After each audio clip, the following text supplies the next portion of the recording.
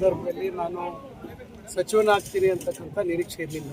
ಆದರೂ ಪಕ್ಷದ ಹೈಕಮಾಂಡ್ ಅವರು ನನ್ನನ್ನು ಗುರುತಿಸಿ ನನಗೆ ಸಚಿವ ಸ್ಥಾನವನ್ನು ಕೊಟ್ಟರು, ಒಳ್ಳೆ ಖಾತೆಯನ್ನು ಕೊಟ್ಟರು. 3 ವರ್ಷ ನಾನು ಆ ಇಲಾಖೆಯಲ್ಲಿ ಪ್ರಾಮಾಣಿಕವಾಗಿ ಆ ಇಲಾಖೆಯ ಉನ್ನತಿ ಮತ್ತು ಉನ್ನತ ಶಿಕ್ಷಣದ ಏಳಿಗೆಗೆ ನಾನು ಕೆಲಸ ಮಾಡಿದ್ದೇನೆ. ಅದೇ ರೀತಿ ಜಿಲ್ಲೆಯಲ್ಲೂ ಕೂಡ ಹಲವಾರು ಅಭಿವೃದ್ಧಿ ಕೆಲಸಗಳು ಮಾಡುವಂಥದ್ದು ಒಂದು ಪ್ರಯತ್ನ ಮಾಡಿ ಎಲ್ಲ ತಾಲೂಕುಗಳಲ್ಲೂ ಯಾವುದೆಲ್ಲ ಒಂದು ರೀತಿಯಲ್ಲಿ ಒಂದು ಉಳಿತಕ್ಕಂಥ ಕೆಲಸವನ್ನು ಮಂಜೂರು ಮಾಡಿಸುವಂಥ ಕೆಲಸವನ್ನು ಮಾಡಿದ್ದೇವೆ. ವಿಶೇಷವಾಗಿ ನಮ್ಮ ತಾಲೂಕಿಗೆ ಅತಿ ಹೆಚ್ಚು ಅನುದಾನ ತರುವಂಥ ಒಂದು ಪ್ರಯತ್ನ ಮಾಡಿ ಈಗಾಗಲೇ ಕಾಮಗಾರಿಗಳು ಕಣ್ಣು ಕಾಣ್ತಾ ಇದ್ದಾವೆ. ಇನ್ನೊಂದಷ್ಟು ಪ್ರಾರಂಭ ಆಗಬೇಕಾಗಿದೆ. ಈಗ ಮಾನ್ಯ ಸಿದ್ದರಾಮಯ್ಯನವರ ಒಂದು ಬದಲಾವಣೆ ಆದ ನಂತರ DK ಶಿವಕುಮಾರ್ ಅವರು ಮುಖ್ಯಮಂತ್ರಿಗಳಾಗಿದ್ದಾರೆ. ಶಿವಕುಮಾರ್ ಅವರ ಸಂಪುಟದಲ್ಲಿ ಸಚಿವರಾಗಬೇಕು ಅಂತಕ್ಕಂಥ ಇಂಗಿತ ಬಯಕೆ ನನಗಿದೆ.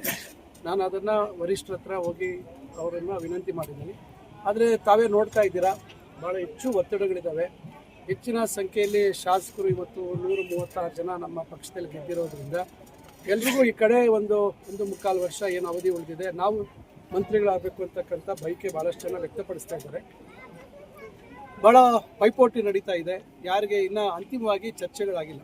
ಅಂತಿಮವಾಗಿ ರಾಹುಲ್ ಗಾಂಧಿ ಅವರು ಮತ್ತು ಮಾನ್ಯ ಅಧ್ಯಕ್ಷರಾಗಿರ್ತಕ್ಕಂಥ ಮಲ್ಲಿಕಾರ್ಜುನ್ ಖರ್ಗೆ ಸಾಹೇಬರ ಸಮ್ಮುಖದಲ್ಲಿ ಚರ್ಚೆ ಆಗಬೇಕು.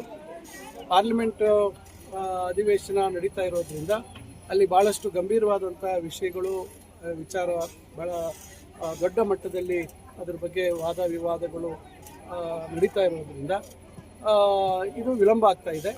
ನೋಡೋಣ, ವರಿಷ್ಠರು ಏನು ತೀರ್ಮಾನ ಮಾಡ್ತಾರೆ. ಅವರು ಅವಕಾಶ ಕೊಟ್ಟರೆ ಸಚಿವರಾಗಿ ಮತ್ತೆ ಅವಕಾಶ ಕೊಟ್ಟರೆ ಮತ್ತೆ ಮುಂದುವರಿತೀವಿ. ಅವಕಾಶ ಕೊಡಲಿಲ್ಲ ಅಂದರೆ ಕ್ಷೇತ್ರದಲ್ಲಿ ಭಾಳಷ್ಟು ಅಭಿವೃದ್ಧಿ ಕೆಲಸಗಳನ್ನು ಪ್ರಾರಂಭ ಮಾಡಿದ್ದೀವಿ. ಅದು ತ್ವರಿತವಾಗಿ ಪೂರ್ಣ ಆಗುವಂಥದ್ದಕ್ಕೆ, ಉತ್ತಮ ಗುಣಮಟ್ಟದಲ್ಲಿ ಕೂಡಿ ಆಗುವಂಥದ್ದಕ್ಕೆ ನಾನು ನನ್ನ ಸಮಯವನ್ನು ವ್ಯರ್ಥ ಮಾಡ್ತೀನಿ, ಅದಕ್ಕೆ ವಿನಿಯೋಗಿಸ್ತೇನೆ. ವರಿಷ್ಠರು ಮಾತಾಡೋಕ್ಕೆ ಡೆಲ್ಲಿಗೆ ಹೋಗಿ ಬಂದಿದ್ದೀನಿ, ಇಲ್ಲ ಅಂತ ಹೇಳೋದಿಲ್ಲ. ಈಗ ನಾನು ಮತ್ತೆ ಹೋಗಿಲ್ಲಲ್ಲ, ಈಗ ಭಾಳ ಜನ ಡೆಲ್ಲಿಯಲ್ಲಿ ಮಕ್ಕ ಮೂಡಿದ್ದಾರೆ. ಈಗ ನಾನು ಆ ಪರಿಸ್ಥಿತಿಗಳು ನನಗೆ ಅರ್ಥ ಆಗಿದೆ. ಅಲ್ಲಿ ಯಾವ ರೀತಿ ಪರಿಸ್ಥಿತಿ ಇದೆ, ಪದೇ ಪದೇ ಹೋಗಿ ವರಿಷ್ಠರ ಹತ್ರ ಯಾರಿಗೂ ನಾವು ಹೇಳಕ್ಕೆ ಹೋದಾಗ ಅವ್ರಿಗೂ ಒಂಥರ ಏನಪ್ಪ ಎಷ್ಟು ಸ್ಥಿತಿ ಬಂದು ಮಾತಾಡ್ತೀರಲ್ಲ ಅಂತ ಬೇಸರ ಆಗುತ್ತೆ. ಅವ್ರಿಗೆ ಬೇಸರ ಮಾಡಬಾರ್ದು. ನಮ್ಮ ಅಹವಾಲನ್ನು ಅವ್ರ ಮುಂದೆ ಇಟ್ಟಿದ್ದೀವಿ. ಈಗ ಅಂತಿಮ ಸುತ್ತಿನ ಮಾತುಕತೆ ಹೈಕಮಾಂಡ್ನ ಮಟ್ಟದಲ್ಲಿ, ವರಿಷ್ಠರ ಮಟ್ಟದಲ್ಲಿ ಆಗಬೇಕಾಗಿರೋದು ಬಾಕಿ ಇರೋ ಒಂದು ಕಾರಣದಿಂದ ಪದೇ ಪದೇ ಹೇಳುವಂಥ ಅವಶ್ಯಕತೆ ಇಲ್ಲ ಅಂತ ನಾನು ಮತ್ತೆ ದೆಹಲಿಗೆ ಹೋಗಿಲ್ಲ. ಆದರೆ ಈಗ ಅವರು ಬೇಗ ತೀರ್ಮಾನ ಆಗ್ಬೋದು ಅಂತಕ್ಕಂಥ ವಿಶ್ವಾಸ ಇದೆ.